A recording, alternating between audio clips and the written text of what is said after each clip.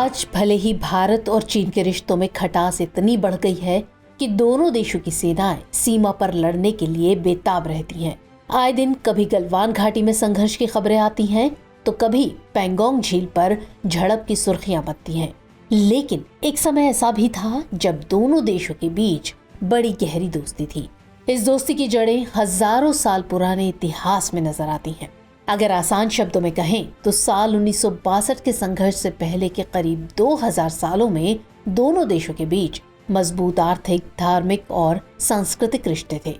इस बात के प्रमाण है कि चीन की शांगझोउ सभ्यता और भारत की वैदिक सभ्यता के बीच 1500 से 1000 ईसा पहले वैचारिक और भाषाई आदान प्रदान मौजूद था।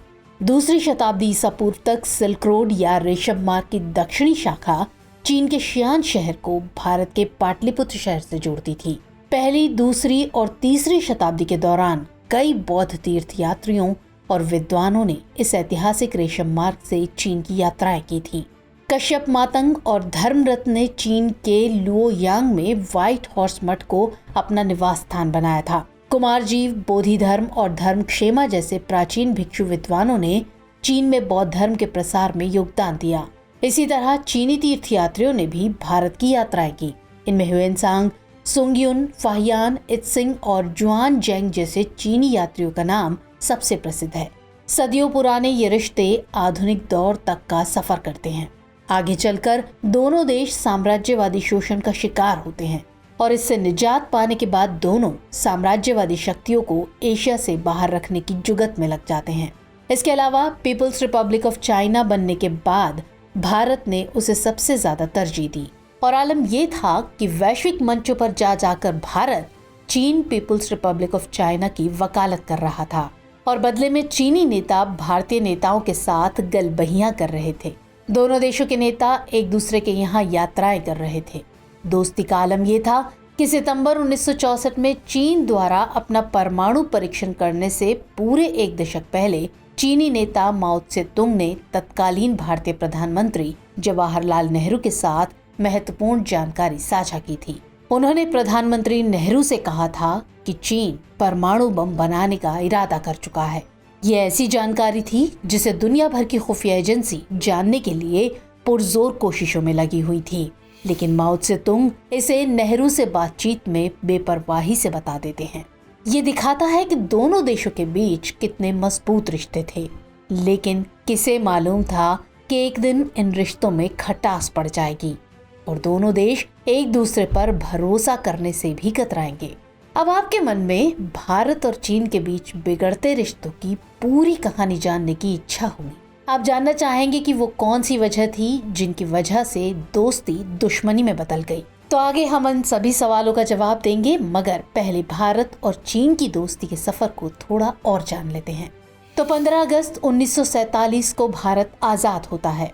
उधर चीन का साम्यवादी दल राष्ट्रवादी दल को बाहर का रास्ता दिखाकर जनवरी 1948 में सत्ता पर कब्जा कर लेता है। साम्यवादी दल के नेता माओ त्से-तुंग देश को पीपल्स रिपब्लिक ऑफ चाइना घोषित कर देते हैं। इसे ही आज चीन के रूप में जाना जाता है। चूंकि भारत की आजादी से पहले आंदोलन के प्रमुख नेताओं में से एक जवाहरलाल नेहरू ने हमेशा से चीन भारत मित्रता पर जोर दिया था। साथ ही भारत के कई नेता साम्यवाद के प्रति उदार रुख रखते थे। इसलिए जब साम्यवादियों ने चीन में सत्ता हासिल की तो भारत में इसका व्यापक स्वागत किया गया। इतना ही नहीं, भारत इससे एक कदम आगे बढ़कर दिसंबर 1949 में पीपल्स रिपब्लिक ऑफ चाइना को मान्यता देने वाला पहला गैर साम्यवादी देश बन गया। आगे अप्रैल 1950 में Bharat People's Republic of China के साथ राजनयिक संबंध स्थापित करने के मामले में भी पहला गैर साम्यवादी देश बना। असल में चीन के प्रति भारतीय नीति कई मान्यताओं पर आधारित थी और इसमें सबसे पहले सिंधु सभ्यता के बाद से दोनों देशों के बीच मजबूत सांस्कृतिक और आर्थिक रिश्ते रहे हैं, जैसा कि हमने पहले ही जिक्र किया। दूसरा, चीनियों ने भारतीयों की तरह लंबे समय तक विदेशी साम्राज्यवाद के दंश को झेला था। जब चीनियों के ऊपर जापान ने आक्रमण किया था तो भारतीयों में चीनी लोगों के प्रति सहानुभूति और सम्मान की भावना थी। तीसरा विचार ये था कि चूंकि दोनों देशों के बीच रिश्तों के एक लंबे इतिहास में चीनियों ने कभी भी भारत पर हमला नहीं किया था, तो भारतीय नेतृत्व का मानना था कि चीन आगे भी भारत के साथ अच्छे रिश्ते बनाकर रखेगा। इन रिश्तों की बुनियाद में एक बात ये भी थी कि जवाहरलाल नेहरू और उनके सबसे भरोसेमंद रक्षा मंत्री वी कृष्ण मेनन सहित भारतीय नेतृत्व चीन के साम्यवादी आंदोलन के प्रति गहरी सहानुभूति रखता था। ये नेतृत्व मानता था कि भारत चीन की दोस्ती गुटनिरपेक्ष नीति की मूल है और इसलिए उस दौर में भारत कई मुद्दों पर चीन का खुलकर समर्थन करता था।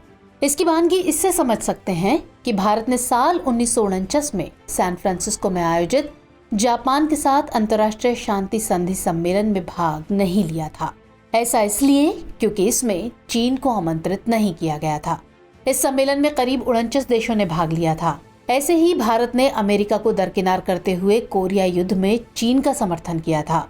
इस मामले में साल 1952 में भारत ने संयुक्त राष्ट्र में चीन को आक्रामक देश घोषित करने वाले प्रस्ताव का भी विरोध किया था। दोनों देशों के रिश्ते इस हद तक दोस्ताना हो गए थे कि माओ त्से-तुंग ने कहा था, अगर तीसरा विश्व युद्ध छिड़ जाए तो कोई भी चीन या भारत को पूरी तरह समुद्र में नहीं डुबा सकता। खैर, आगे साल जून 1954 में भारत और चीन मिलकर एक संधि की घोषणा करते हैं। इसमें पंचशील सिद्धांतों का पहला औपचारिक संहिताकरण किया जाता है। दरअसल पंचशील सिद्धांत के अंतर्गत एक दूसरे की क्षेत्रीय अखंडता के लिए पारस्परिक सम्मान और संप्रभुता, परस्पर अनाक्रामकता, एक दूसरे के आंतरिक मामलों में दखल अंदाजी न करना, समानता तथा सहयोग और शांतिपूर्ण सहयोग शामिल है। इसके अगले ही महीने यानी जुलाई 1954 में भारतीय प्रधानमंत्री भारत की निश्चित सीमा दिखाने के लिए नक्शे में संशोधन का निर्देश देते हुए एक ज्ञापन लिखते हैं। दरअसल चीनी नक्शे पर करीब 1,20,000 वर्ग किलोमीटर भारतीय इलाके को चीन के हिस्से के रूप में दिखाया गया था। हालांकि इस पर जब चीन से सवाल पूछा जाता है तो चीनी प्रधानमंत्री झोउ एनलाई जवाब देते हुए कहते हैं कि उस नक्शे में गलती हो गई थी और यहाँ से दोनों देशों के रिश्ते कमजोर पड़ने की असल कहानी की शुरुआत होती है। इसके बाद साल 1955 में नेहरू और झोउ इंडोनेशिया के बांडुंग में अफ्रीकी एशियाई सम्मेलन के दौरान मिलते हैं। यहाँ झोउ ने अपनी बातों से एशिया के दूसरे देशों पर जबरदस्त प्रभाव डाला। दरअसल झोउ एशिया में नए दोस्त बनाने के लिए निकले थे और उनकी ये तलाश पाकिस्तान के रूप में पूरी हुई। यही वो सम्मेलन था जहां से हिंदी चीनी भाई भाई का नारा फीका पड़ने लगा था। बांडुंग में पाकिस्तान के प्रधानमंत्री मोहम्मद अली बोगरा ने झोउ को भरोसा दिया कि अमेरिकी गठबंधनों में पाकिस्तान की सदस्यता भारत के मुकाबले अपने हितों को सुरक्षित करने के लिए है, न कि चीन के खिलाफ। साथ ही वो चीन के खिलाफ अमेरिका की किसी भी आक्रामक कार्रवाई का समर्थन नहीं करेगा। इस क्रम में जैसे ही चीन पाक रिश्ते सकारात्मक चरण में पहुंचे तो भारत और चीन के बीच दूरियां बढ़ने लगी।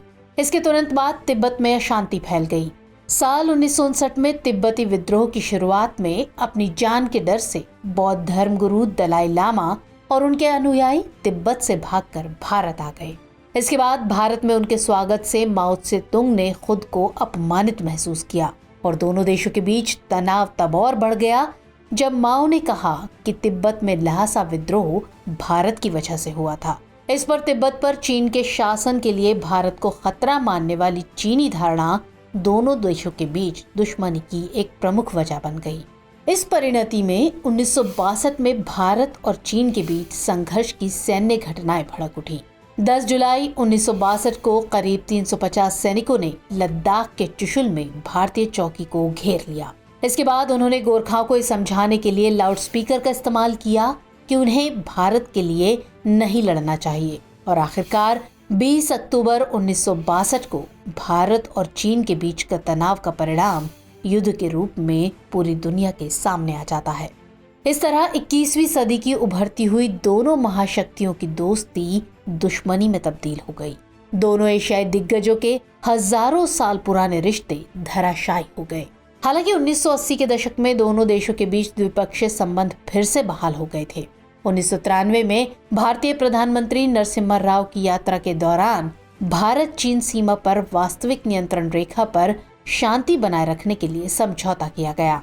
नतीजतन आज चीन भारत का सबसे बड़ा व्यापारिक भागीदार है, लेकिन फिर भी चीन हमेशा भारतीय राज्य अरुणाचल प्रदेश पर अपने दावे से लेकर भारत के पड़ोसी देशों में सैन्य अड्डे बनाने तक अलग अलग मुद्दों पर अपनी ताकत दिखाता रहता है। एक तथ्य ये भी है कि दोनों देश एशिया की निर्विवाद महाशक्ति बनने की होड़ कर रहे हैं और यही वजह है कि वो एक दूसरे के इरादों के बारे में संदिग्ध हैं। चीन इस क्षेत्र के समुद्र पर कब्जा करने की कोशिश कर रहा है, तो वहीं चीन पाकिस्तान का हमेशा भारत के खिलाफ समर्थन करता है, जिससे भारत खुश नहीं है। इधर भारत अभी भी तिब्बती शरणार्थियों को अपने यहाँ आने देता है, जिससे चीन नाराज है। इस बीच अमेरिका चीन के खिलाफ भारत को अपने पाले में कर रहा है। ऐसे में दोनों देश न एक दूसरे पर भरोसा कर रहे हैं और न ही उनके रिश्ते मजबूत हो रहे हैं।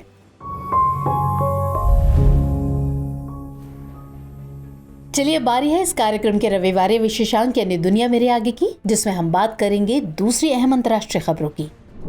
हाल ही में अमेरिका ने ताइवान को लगभग $500 मिलियन के सैन्य उपकरण की बिक्री को मंजूरी दे दी। इस बिक्री में infrared search and track system, F-16 लड़ाकू जेट तथा युद्ध सामग्री का समर्थन शामिल है। इन उपकरणों की बिक्री के लिए अभी कंपनी लॉकहीड मार्टिन के साथ बातचीत चल रही है, लेकिन अभी अंतिम समझौते पर हस्ताक्षर नहीं हुए हैं। हालांकि जल्द ही इसके पूरा होने की उम्मीद है। आपको बता दें कि कुछ दिन पहले ही अमेरिका ने ताइवान के लिए $345 मिलियन की सैन्य सहायता को मंजूरी भी दी। ऐसे में इस घोषणा से एक बार फिर चीन और अमेरिका के बीच अघोषित जंग के तेज होने के आसार पड़ गए हैं। हाल ही में जोहानिसबर्ग में आयोजित ब्रिक्स सम्मेलन में भारत और ब्राजील ने ब्रिक्स विस्तार पर अपनी सहमति दे दी है। चीन, रूस और दक्षिण अफ्रीका पहले से ही इस विस्तार के समर्थन में थे। ऐसा माना जा रहा है कि ब्रिक्स जल्द ही 5 देशों यानी ब्राजील, रूस, भारत, चीन और दक्षिण अफ्रीका के दायरे से निकलकर बड़ा विस्तार लेगा। सम्मेलन में दक्षिण अफ्रीका ने कहा है कि ग्लोबल साउथ के 40 से अधिक देशों ने ब्रिक्स में शामिल होने में रुचि दिखाई है, जबकि 20 से अधिक देशों ने इसमें शामिल होने के लिए औपचारिक अनुरोध किया है। इनमें से सऊदी अरब, ईरान, अर्जेंटीना, मिस्र, इथियोपिया और संयुक्त अरब अमीरात को संगठन में शामिल करने पर सभी देश सहमत हुए हैं। इन देशों के शामिल होने से वैश्विक स्तर पर ब्रिक्स की पहचान बढ़ेगी। आपको बता दें कि वर्तमान में ब्रिक्स सदस्य देश दुनिया की लगभग 40% आबादी और वैश्विक अर्थव्यवस्था के 25% का प्रतिनिधित्व करते हैं। चीनी तटरक्षक जहाजों द्वारा फिलीपींस नौसेना द्वारा सिएरा माद्रे पर तैनात अपने सैन्य इकाई तक आपूर्ति बाधित करने के 2 सप्ताह बाद फिलीपींस ने वहां तक आपूर्ति पहुंचाने में सफलता पाली है। आपको बता दें कि चीन ने 5 अगस्त को सेकेंड थॉमस शोल के आसपास फिलीपींस के नौसेना द्वारा चार्टर्ड आपूर्ति नाव को रोक दिया था और उस पर वाटर कैनन से हमला भी किया था। इसके बाद फिलीपींस और चीन के बीच तनाव बढ़ गया था, जिस पर अमेरिका सहित कई देशों ने चीन को चेतावनी भी दी थी। वहीं फिलीपींस ने भी चीनी राजदूत को तलब किया था। आपको बता दें कि सिएरा माद्रे दूसरा थॉमस शोल फिलीपींस के 200 नॉटिकल मील विशेष आर्थिक क्षेत्र के भीतर स्थित है, लेकिन चीन इसे 9 डैश लाइन का हिस्सा मानता है। ऐसे में इस क्षेत्र को लेकर दोनों देशों के बीच विवाद काफी पुराना है। तो चलिए चर्चा को विराम देते हुए नोट कर लेते हैं आज का सवाल। भारत चीन के बिगड़ते रिश्तों के ऐतिहासिक कारणों पर संक्षिप्त टिप्पणी कीजिए।